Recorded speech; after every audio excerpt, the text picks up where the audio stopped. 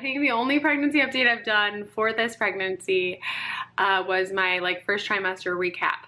So this is gonna be like a second trimester recap. A second trimester recap. Hey guys, hope you're all doing good.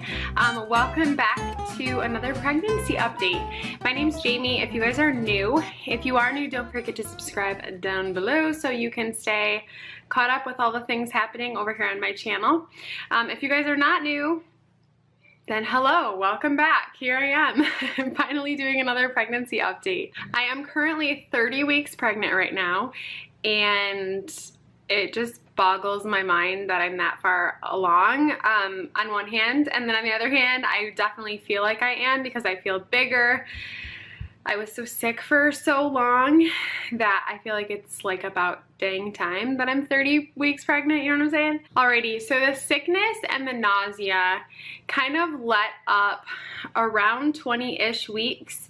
I still would get sick in the morning time, I would still get sick at nighttime, off and on, but it wasn't like consistent nonstop nausea like it had been.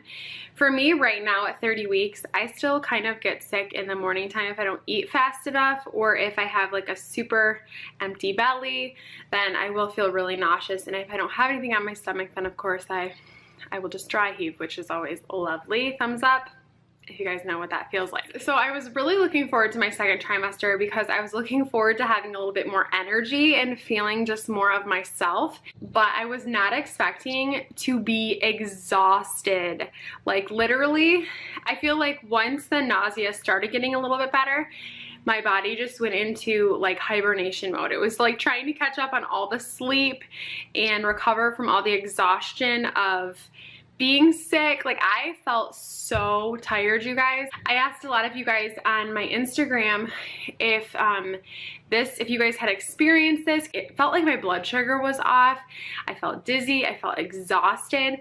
So I was thinking maybe gestational diabetes. A lot of you guys had told me maybe my iron was low. So I went into my midwife appointment, I brought it up to her, and I said, you know, I don't know if it's my blood sugar, I don't know what it is, it might be my iron. And she had said, well, you know, we'll do your test, we'll see what it looks like. Everything came back totally normal, praise God. But I did have a conversation with her about like protein and about how much I was eating throughout the day. My cousin Lorraine had said the same thing to me, like make sure you're eating all the time, consistently munching.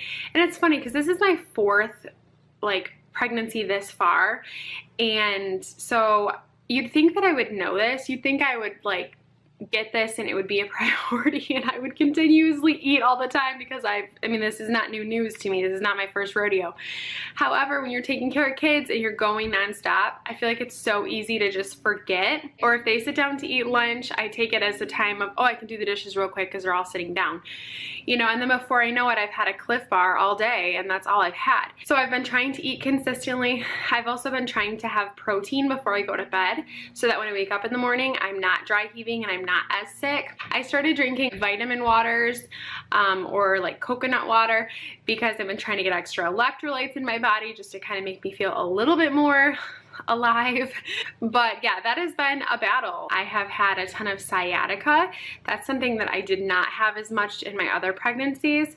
I think with Jude I had some sciatica, but I have gotten to the point where I've like fallen over because I can't put any pressure on my right leg. At my last appointment, I was 28 weeks, and my midwife had said that she did not think she was head down. She thought she was head up right underneath my ribs. I was feeling really short of breath. If you can't tell, I'm still feeling short of breath, but I was having extreme heartburn all the time. I was on fire. It was horrible. And then all of a sudden my heartburn got better. And so I think she's head down now. I think that things have shifted and she's like in a comfortable position. All my other kids have been head down, I think by 30, 31, 32 weeks. And so we'll see. I think she's head down right now though. She likes to kick all the time. Ingrid is a mover. She is a mover and a shaker, you guys. She does not stop. She goes all the time, which I was so waiting so patiently, but anxiously for her to move in my first trimester. I mentioned that in that update, but I was just so anxious to feel her and to just have that reassurance that she's alive and growing and kicking and moving. And ever since I started feeling her kick, you guys, I have not stopped. She moves all the time. She's either hitting me on one side while she's kicking me on the other, and she goes all the time. She especially moves when Fiona talks to her. Fiona will come up to my belly and talk to her. All the kids will. But when she hears Fiona's voice, she starts kicking and moving, and Fiona will ask her, Ingrid, give me a little movie around for me. And so she'll start moving. I don't think I ever had that in any of my other pregnancies. I don't remember really the baby interacting a ton when they were inside of me. Like some people will poke and the baby will poke back. I don't remember having any of that. And so having that recognition when Fiona starts talking to her and having her like kick and start moving, even if it's early morning and she's been totally still in my belly and nothing, Fiona will come in and she'll talk to her and she'll start moving, and it's just so, so sweet. This pregnancy has thrown me for a loop as far as my emotions go. I have been known now in my family to like, don't make mom laugh, because if mom starts laughing, she will start sobbing. I go from laughing and being happy about something to sobbing like uncontrollably, and then all these emotions come up and I'm like crying about being overwhelmed and crying about I'm tired, I'm crying because nobody ate their dinner. If I think something is funny, look out, because 5 seconds later I'm gonna be sobbing about like 5 other things. And so that has been interesting. Poor Jude. Now if I start laughing about something, Jude will go, you okay, mom? You gonna cry? You gonna cry? And I'm like, no, I'm okay, I'm not gonna cry. He's like scarred for life now because I'm so emotional.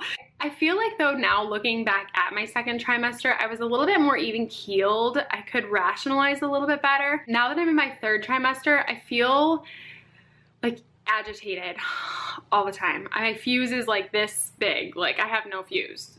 Essentially, I'm agitated, I'm irritated, I fly off the handle, my temper is, I feel super big right now. I feel like, I don't know, everyone has told me this is like my smallest pregnancy. They're like, you look the smallest that you've been in all of your pregnancies. And I don't feel it. Like I feel really huge. For a while she felt smaller, and I think at my last ultrasound they said she was like 25 or something percentile, like she was smaller, 30 percentile, I don't remember what it was.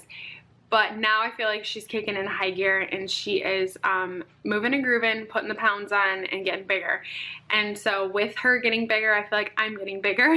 But I am trying to just embrace it and enjoy this pregnancy. There's a good chance that this might be my last. I feel pretty spread thin right now with my kids, and I know they're all young ages, but I just want to be the best mom that I can be for them. I know my limits. Let's just say that. I know my limits, and I think this is my last baby because I think this is what I can handle, or this is what I believe God's going to give me the ability and the capability to handle, you know? And so with that being said, I am trying to enjoy this last pregnancy, but I am getting very, very excited to meet her and to see her. I can't wait to see what she looks like. I think she's gonna look like Ezra. I think she's gonna have darker hair. Fiona and Jude both have blonde hair, blue eyes. I think she's gonna look a little more like Ezra, but I've usually been wrong, so she'll probably look like Fiona and Jude. But I'm just getting really excited to meet her. Some of you guys had asked me about postnatal depression.